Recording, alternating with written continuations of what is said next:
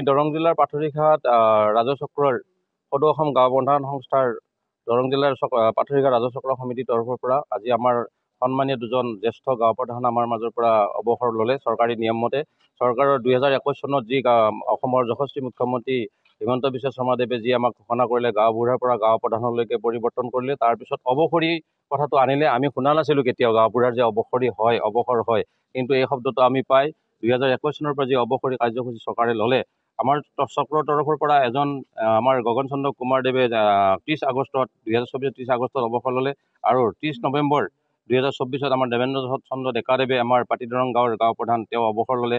আনুষ্ঠানিকভাৱে আমি আজি তেওঁলোকক আমাৰ সন্থাৰ তৰফৰ পৰা তেওঁলোকক আমি অকণমান সন্মান যাচি, আৰ্থিকভাৱেও অকণমান আমি সন্মান যাচি, যিহেতু আমাৰ চৰকাৰৰ তৰফৰ পৰা অৱসৰ লোৱাৰ পিছত কোনো ধৰণৰ কোনো ব্যৱস্থা হোৱা নাই বা এনেকুৱা আনুষ্ঠানিকতা একো হোৱা নাই। আমি এটা পদক্ষেপ লৈছোঁ যে আমাৰ সন্থাৰ তৰফৰ পৰা তেওঁলোক যিহেতু আমাৰ পৰা আজিৰ পৰাই যাব, গতিকে তেওঁলোকক অকণমান হ'লেও আমি এখন মানপত্ৰ, এখন পুথি, এখন গামোচাৰে আৰু অকণমান আমি আমাৰ তৰফৰ পৰা আৰ্থিকভাৱে তেওঁলোকক সাহায্য আমি আগবঢ়াইছোঁ।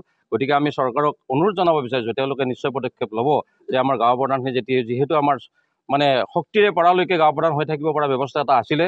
2021 চনত অসমৰ মুখ্যমন্ত্ৰী ডাঙৰীয়াই যি পদক্ষেপ লৈ 65 বছৰত আমাৰ চাকৰিয়াল অন্য চাকৰি যি 60 বছৰ কৰিলে, আমাৰ গাঁও প্ৰধানসকলক যে 65 বছৰ কৰিলে, তাৰে পদক্ষেপক আমি শ্ৰদ্ধা জনাইছোঁ। কিন্তু আমি অৱসৰহে ল'ব পাৰিছোঁ, কিন্তু চৰকাৰীভাৱে আমি একো আৰ্থিক অনুদান এতিয়ালৈকে পোৱা নাই। নিশ্চয় তেওঁ এটা ভাল ধৰণৰ এটা পদক্ষেপ লৈ আমাৰ অৱসৰী গাঁও প্ৰধানসকলক কিবা এটা নিশ্চয় এককালীন সাহায্য হিচাপে তেওঁ আগবঢ়াব, তাৰে আমি কামনা কৰিছোঁ। আৰু আমাৰ যিটো পাৰিতোষিক, আমি একদম নিম্নমানৰ পাৰিতোষিকত আমি কাম কৰিছোঁ। আমাৰ দিন হাজিৰা হিচাপত 300 টকা পৰে।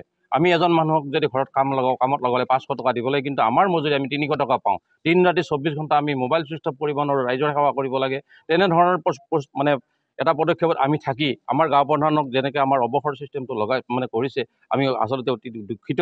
আৰু তেওঁলোকে খালী হাতেৰে ঘৰলৈ যাব লগা হোৱাত এইবাৰ আমি নিজেই এটা চিন্তা চৰ্চা কৰি আমাৰ সন্থাৰ তৰফৰ পৰা অকণমান তেওঁলোকক আৰ্থিকভাৱে আমি সাহায্য আগবঢ়াইছোঁ।